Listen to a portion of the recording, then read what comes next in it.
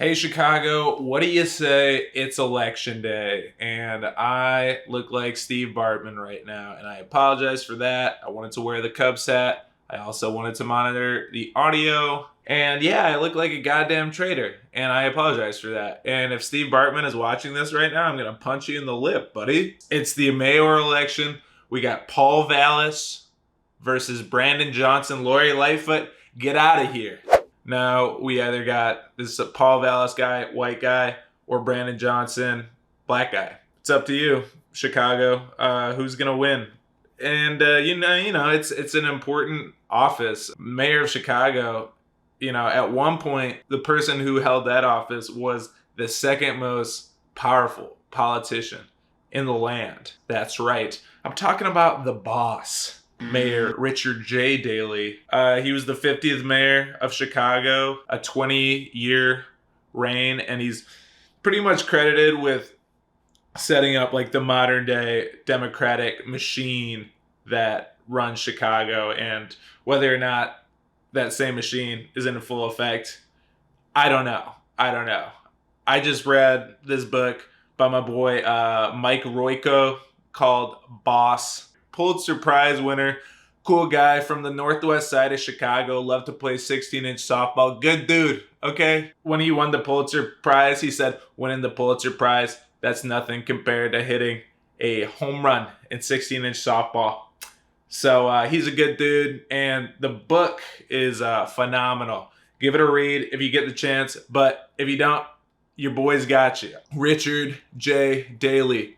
Born 1902, south side of Chicago, Bridgeport, Irish Catholic community. You got to realize at this time, and still today, Chicago, deeply segregated. You had the Irish in Bridgeport, and then like South Lakeshore area started to get to like the black communities. And believe it or not, in the early 1900s, race relations were not great. Okay, there was one instance, this young black gentleman was swimming at his beach on the south side. Currents in general just kind of like brought him over to like the Bridgeport, section of the South Shore there. And unfortunately, he was stoned to death in the water because he ventured into the white territory. Lots of people claim that the people who were like responsible for killing that young man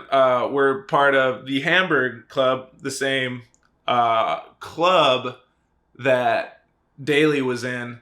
But really, you could call it a club. Really, it was an organized gang. When we think of gangs, maybe you're racist, so maybe you think of a different kind of looking person. Maybe not an Irish person. But there can be Irish gangs too, and there pretty much was. This Hamburg Club was essentially just that. They would use intimidation tactics and like bullying, and they would rough people up to eventually have a lot of political influence. Yeah, his involvement in the Hamburg Club would kind of be the early auspices of his career, that community organization. They became a potent source of power, especially in those wards on the south side. Daley, he was part of this Hamburg Club. After the stoning of this young black gentleman on the south side of Chicago, there were riots that broke out. And this is the 1919 Chicago riots. And I believe like 18 people were killed altogether. Let's see if we have the stats here. Beep, ba, ba, ba, ba. A lot of people died. Now, we don't have any record about him, killing any black people during the Chicago riot. So he's probably fine and not racist, right? TBD. He went to De La Salle Institute. They taught him how to keep the books. He was always really good with the numbers. If we're modern day, he would be a little Excel sheet, little nerdy ass bitch. Went to law school at DePaul University. Go Blue Devils. So he was always good with the books, and eventually he would become the head of the Illinois Department of Finance. He was also chairman of the Cook County Board. Cook County, that's the county that Chicago's in, and all like the nearing suburbs. So dude's got a lot of power. And with that power, he has his eyes set on the mayoral office of Chicago. So 1955 comes around and Richard J. Daley is sworn in as the 50th mayor of Chicago. The Irish people were like, yeah! They said, yeah! People with money and influence that were like living in the suburbs and coming downtown. He got all of them excited with all these promises and plans to develop the loop.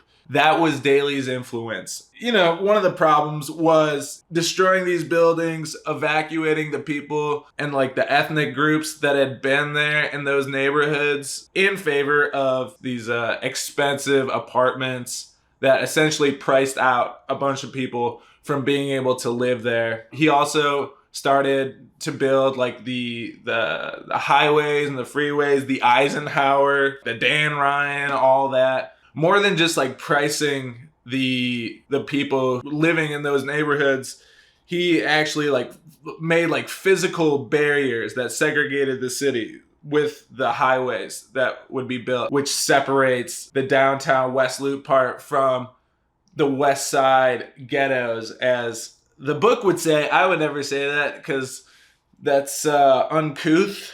I'm liberal.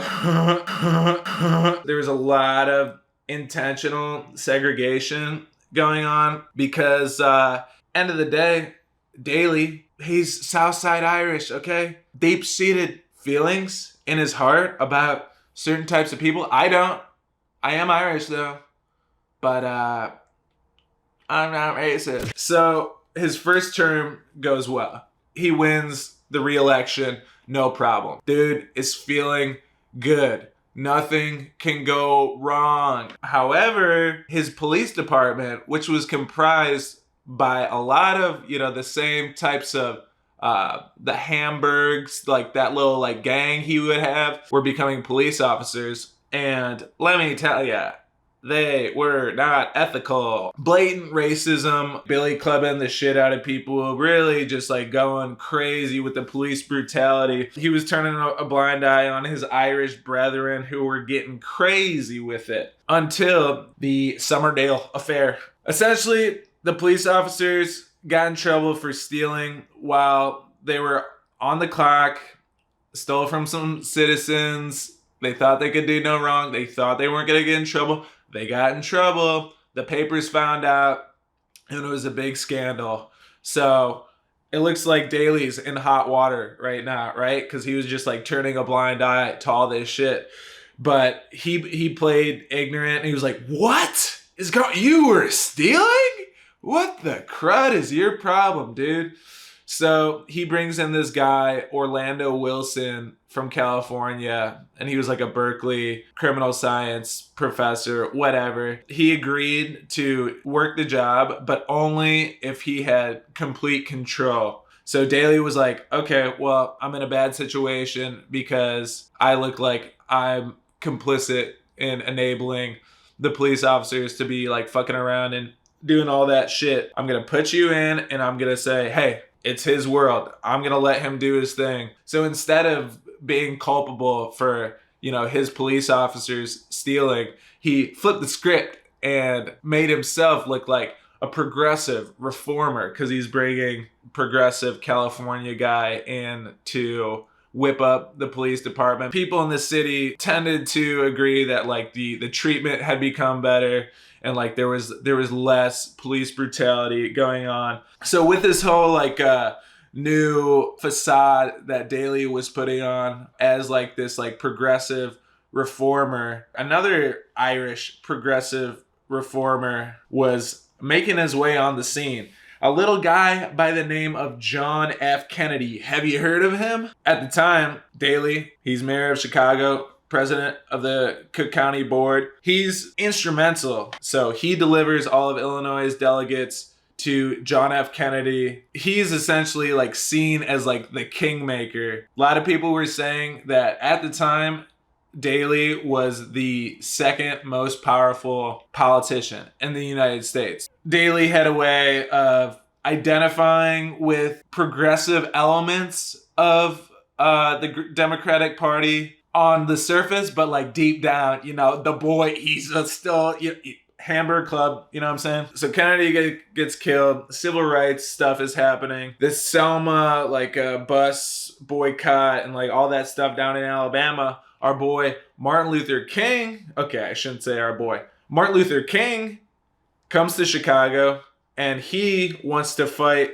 for integration for black people in Chicago. You come to Chicago, you only got to deal with one man, Mr. Daley. So he comes to Chicago with the intention of getting better living conditions for people on the west side and south side, integrating things more. So west side and south side ghettos, and still today, not great shape. People not living in great conditions, and it's not good. There was one like Irish Catholic nun that went from the west side to Daley's office trying to plead with Daley to like get him to help improve conditions for like west siders and south siders. But he had a big time like pull yourself up by your bootstraps mentality type of thing going on. He was like, when the Irish came to this town, we had to struggle for everything too, so why can't black people do it? Which was kind of BS, because like Irish people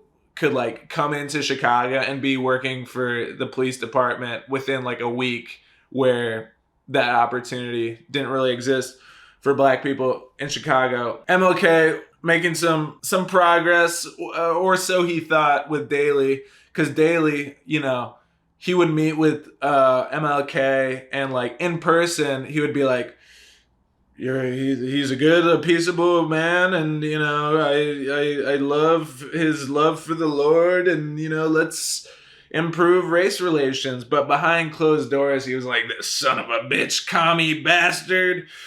You son of a bitch. So Martin Luther King is assassinated, and this sparks up a whole bunch of riots throughout the United States. Riots break out on the west side of the city. The south side, riots did not break out.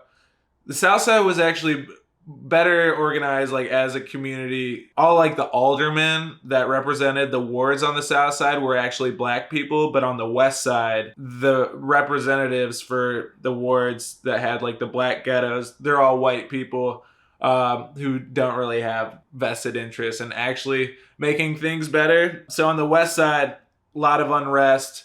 Things get out of hand. Looting starts, and Daley, he gives an order to all his people: aim to shoot and or maim or paralyze all the people that were looting, because law and order, he has to account for it a little bit. He was like, yeah, I mean, that's what I said, but that's not what I meant. And he's able to like wiggle out of it. We're beginning to see the true colors of Daley, how he really feels, not the facade that he was putting on for the TV cameras with JFK and MLK and all the Ks. I mean, he's into the Ks, but maybe 3 of them. You know what I'm saying? During those West Side riots, 11 died, 500 were injured, and 2,100 were arrested. Chicago's looking brazy, but still, it's an important city, especially in the Democratic Party. Gotta get those Illinois delegates. 1968, the Democratic National Convention comes to Chicago. Daley was the number one person who was campaigning for this to happen. He wanted to, you know, put the city on a map. He had the argument there. It's like, look, if it weren't for me, JFK wouldn't have been president.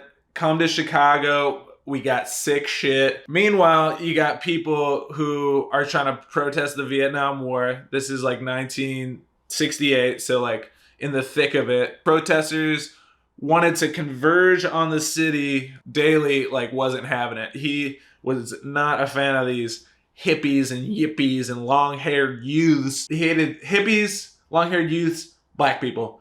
Puerto Ricans also probably not a fan. They're trying to get permits to march on the city, to like, you know, have a protest at Grant Park downtown, have a little, pretty much do like a little Lollapalooza sans music, maybe a little drum circle in there. But he wrangled together like an insane amount of police officers, National Guard, insane amount of people. It was more people than George Washington's army in the Revolutionary War, which is insane. The protesters, I mean, they're just like a bunch of like little hippie freaks. They're probably doing too much LSD on LSD, Lakeshore Drive. And that's where it gets its name. The DNC, as the weekend starts, there is a series of skirmishes. People were getting their shit bashed in. Journalists were being attacked and singled out because the Chicago police were essentially trying to make sure that they didn't get any of the information out about what they were doing, because what they did was incited a riot in Lincoln Park on the Saturday, I believe, of that DNC weekend. All the protesters had kind of like filed their way that way to this park in Lincoln Park, kind of like a little bit south of the zoo, kind of like by where that lagoon is. I don't know if you're familiar with the town. They weren't supposed to be outside after 11 p.m. So 11 p.m. comes around and they're still there, and it's dark, and like they've been marching around for like 48 hours. And then this fresh shift of Chicago police officers goes in there and just begins wreaking havoc, just beating the shit out of protesters left and right, just sending a very deliberate message to these yippies, members of the DNC who were there. Were like, yo, what the hell is going on out here? Like, this shit's crazy. Because, like, the news got wind of it and shit started going sideways fast. And, like, people were coming at Daley and he was like, what are you talking about? Like, everything's fine. And it's like, you guys are spazzing. And, like, people were calling him, like, a tyrant and a dictator. And he was like, no, I'm not. You are. Suck it, bro. Meanwhile, like, they actually have to like nominate someone for president. So it was this dude Hubert Humphrey was gonna be the guy, but Daley, he didn't want Hubert Humphrey. He wanted Ted Kennedy because Ted Kennedy had the juice. But I'm sure Ted Kennedy was like, both my brothers just got assassinated because they were trying to run for president. I don't want to do that. President Daley, Mayor Daley. Yeah, Daley, he was like known as this kingmaker guy, but when it actually came down to like when they were putting the votes in, the heat had become so hot from like the media and whatnot that he wasn't even in the room when Hubert Humphrey became the DNC's nomination. When the election came around eventually, he just like really phoned in, what he usually does was just like get people out to vote. But when Hubert Humphrey was running for president, he just phoned in the whole let's get people to vote type of thing. And Richard Nixon would go on to win the presidency. However, if Illinois had gone Democrat, it could have very well gone to Hubert Humphrey. So Hubert Humphrey was like, yeah, what the hell? Like, why didn't you try? And then Mayor Daley was like, because you sucked, okay? You didn't have the juice, all right? And then, people after the DNC, they started chirping, saying, yeah, Mayor Daley, you're kind of a prick and you're a dictator and we don't rock with your energy anymore. The facade of Daley being like someone who was like in the same like progressive movement of like the JFKs and people, that quickly went away. But a lot of people, they weren't even mad that he wanted to bash in the skulls of the hippies. And he actually wound up becoming like more popular and getting more support, especially downstate. So it's still Mayor Daley's Chicago. On the west side of Chicago, you have more community organization happening. Black Panthers are becoming a thing. And the tactics they're using are very familiar to Daley, because the type of community organization they were starting to reach towards was the kind of community and political organization that actually works. Mayor Daley, he was in that gang back in the day, the Hamburgs, and he was very wary about the Black Panthers gaining actual political power.